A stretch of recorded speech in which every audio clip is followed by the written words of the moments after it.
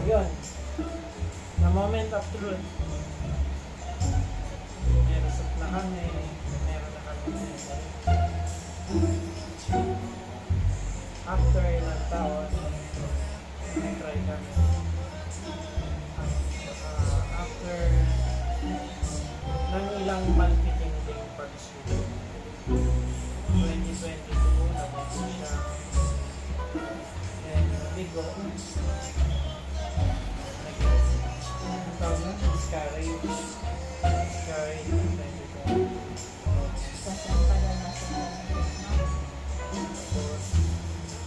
2023, pagsulong ulit. Nawala si Mama. Pagpasok ng 2024, dahil hindi kami tumigil maniwala sa kanya. Wala sa kanya.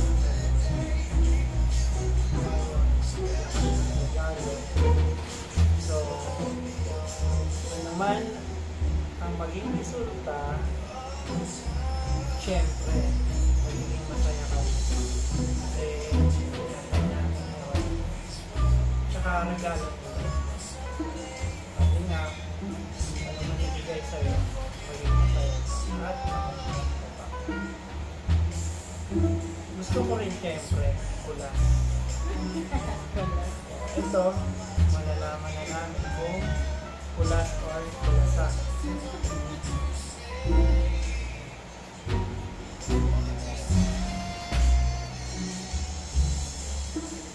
Kulas or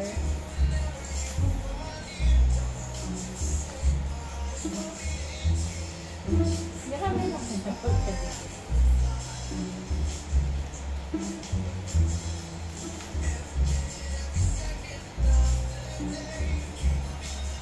Moments of galit na galit, dikit na dikit. baka ano ko yun. Ito na Dahil wala sa camera, ano, dapat kaya? nakaano. Yan, ganyan.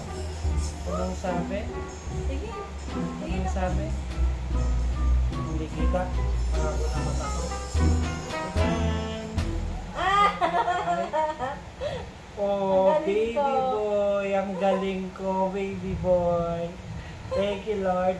It's kulas. So, meron na kaming kulas. Sige nga. Baby boy, kita ba? Baby boy. Oo, lapit mo dun sa camera. Baby boy. Oo nga, kita. Ayan, baby boy na kami. Oh, sa wakas. Nakadali din ang lalaki. Ang galing naman din. Thank you, Lord.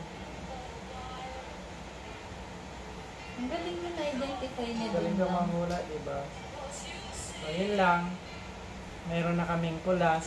Galing mo mag-manifest. Na-manifest ko. Umpisa pa lang sabi ko lalaki. So, tama. Tama ang... Ba talaga pag matanda na, yung mga palatandaan tumutugma. Yun lang. Salamat. Bye-bye.